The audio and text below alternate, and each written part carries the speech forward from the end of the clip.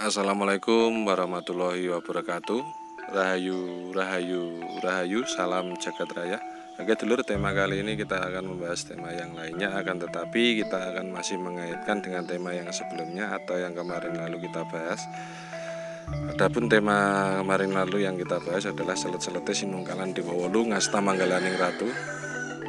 Bahwasanya selambat-lambatnya akhir tahun atau tutup tahun Jawa akan muncul atau akan hadir dewa berwujud manusia. Nah, dulur-dulur semua sudah ketahui bahwasanya akhir tahun Jawa itu jatuhnya pada bulan 8 Agustus 2020. Nah, saya yakin dulur yang lalu atau saat ini Satria Piningit atau Budangon atau Ratu Adil dan lain sebagainya sudah hadir atau sudah muncul di Nusantara atau jagat raya ini ya dulur ya, di tengah-tengah kita semua. Nah, kita bahas saja langsung ya dulur ya ke tema yang lainnya. Tema yang lainnya bahwasanya Satria Piningit atau Ratu Adil atau Budangon dan lain sebagainya adalah yatim piatu, sebatang kara, suka bercanda dan meminta saranista ini dulur ya. Ini sekedar dulur ketahui, ini saya hanya bercerita ya dulur ya, bercerita kembali apa yang sudah saya ceritakan yang lalu. Bahwasanya ini ada beberapa tahun yang lalu ada seorang pemuda yang sudah ditinggalkan bapak ibunya atau bapak ibunya sudah meninggal atau seorang yatim piatu ya. Pemuda itu dia hanya hidup bersama adiknya, dan beberapa tahun yang silam adiknya memutuskan untuk menikah dan si pemuda ini belum menikah. Dari pernikahan adiknya itu, adiknya dikaruniai satu putri, gitu loh ya. Di perjalanan rumah tangganya adiknya itu, entah terjadi masalah apa, akhirnya adiknya melakukan perceraian. Nah, si pemuda ini sebetulnya juga mengasih saran ya dulur ya. Sebetulnya pemuda ini ngasih saran ke adiknya untuk tidak bercerai. Jadi si pemuda ini memberikan saran adiknya itu janganlah bercerai lah gitu. Tapi adiknya tetap memaksakan diri untuk bercerai. Dan dari sinilah dulur ya timbul kesalahpahaman antara si pemuda itu dengan adiknya. Dan 4 tahun yang lalu adiknya meninggalkan pemuda ini sendiri ya dulur ya. Artinya pemuda ini hidup sebatang kara ya 4 tahun yang lalu sampai sekarang. Dari kejadian itulah si pemuda itu istilahnya hatinya 1000 sedih, hatinya 1000 susah, hatinya menggelayu 1000 penat. Jadi artinya dia sangat-sangat susah, dia sangat-sangat sedih, sangat-sangat penat dan sangat-sangat terpukul dengan kejadian itu ya dulur ya. Dan akhirnya pemuda ini melakukan kelana atau berkelana, melakukan lelaku istilah Jawanya. Itu mulai dari pulau ujung timur sampai ke pulau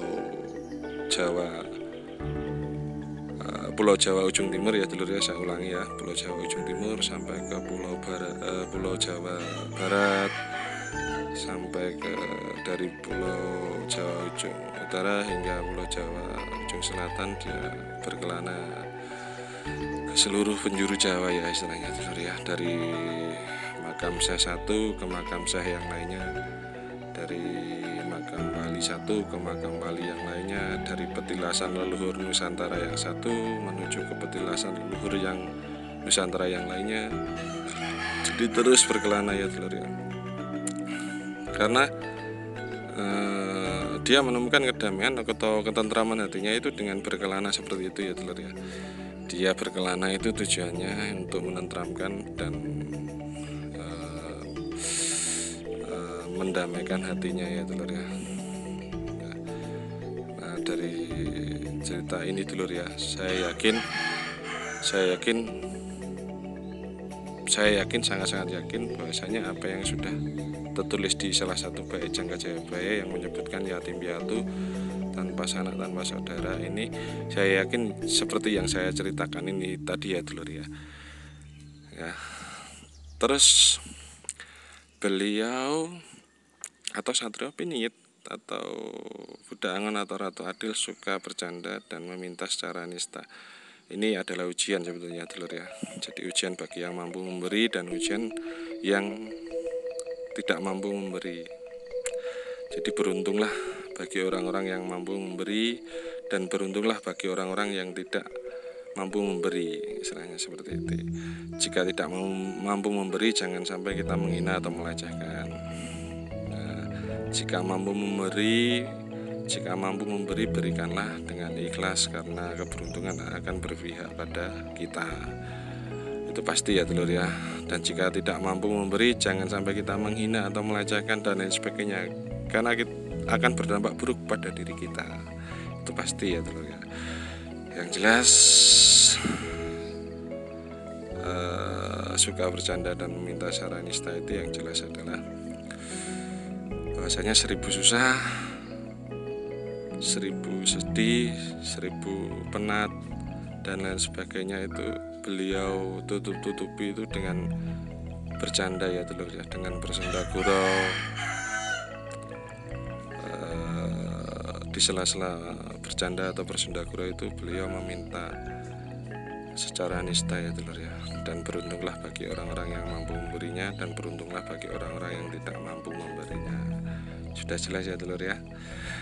Kita langsung membahas ke apakah nanti Pulau Jawa akan terbelah menjadi 2. Ini masih ada tapinya ya dulur ya. Jangan tergesa-gesa dan jangan terlalu mengkhawatirkan atau terlalu berlebihan khawatirnya, atau jangan terlalu berlebihan takutnya ya. Jadi ini Pulau Jawa ini akan terbelah menjadi 2 jika kita itu mengingkari atau mendustai kehadiran atau kemunculan Satria Piningit atau Ratu Adil atau Budak Angon dan lain sebagainya ya dulur ya. Ini saya ulangi lagi ya dulur ya. Pulau Jawa akan terbelah untuk kedua kalinya itu jika kita mengingkari kehadiran atau kemunculan Satria Piningit atau Budak Angon atau Ratu Adil dan lain sebagainya ya dulur ya. Jelas ya ini dulur ya. Jadi jika kita tidak mengingkari, insya Allah tidak akan terjadi.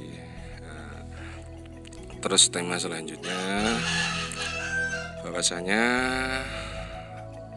tanda-tanda akhir zaman dan tanda-tanda munculnya sosok akhir zaman yang akan menyelamatkan jagat raya ini sebetulnya ya dulur ya, ini kita kupas ya dulur ya. Sebetulnya ya dulur ya, tanda-tanda akhir zaman atau tanda-tanda kemunculan Satria Piningit atau Budak Angon atau Ratu Adil dan lain sebagainya itu sebetulnya sudah terjadi sejak akhir 2019 lalu ya dulur ya. Ini kalau saya pribadi menyikapi atau mengamati seperti itu ya dulur ya. Tanda-tanda kemunculan Satria Piningit atau Ratu Adil atau Budak Angon dan lain sebagainya itu sebetulnya terjadi akhir 2019 hingga detik ini ya dulur ya. Seperti dulur ketahui, bencana alam hingga detik ini masih terjadi di mana-mana. Bencana non alam atau COVID-19 atau Corona juga masih terjadi di mana-mana sampai detik ini juga masih belum berhenti. Dan fenomena-fenomena alam yang terjadi sampai saat ini juga belum berhenti ya dulur ya. Itu semua adalah tanda-tanda kemunculan Satria Piningit atau Ratu Adil atau Budak Angon, atau itu adalah tanda-tanda akhir zaman dulur. Nah, di sini akhir zaman jangan serta-merta dulur konotasikan kiamat ya dulur ya. Yang jelas akhir zaman ini adalah akhir zamannya Kala Bendu menuju akhir zaman Kala Suba. Sekedar dulur ketahui bahwasanya Kala Suba adalah zaman Gemah Ripah Loh Jinawi Toto Tentrem Karto Raharjo. Jelas ya dulur ya. Jadi akhir zaman itu jangan serta-merta dikonotasikan kiamat ya dulur ya. Jangan takut, jangan terlalu khawatir. Yang jelas akhir zaman adalah akhir zamannya Kala Bendu menuju ke zaman Kala Suba. Zaman Kala Suba adalah zaman Gemah Ripah Loh Jinawi Toto Tentrem Karto Raharjo. Jelas ya dulur ya. Di sini kesimpulan saya. Dan munculnya sosok akhir zaman. Nah, apakah sosok akhir zaman itu? Sosok akhir zaman adalah sosok pewaris jagat raya ini. Sosok akhir zaman ini akan menyelamatkan jagat raya beserta isinya.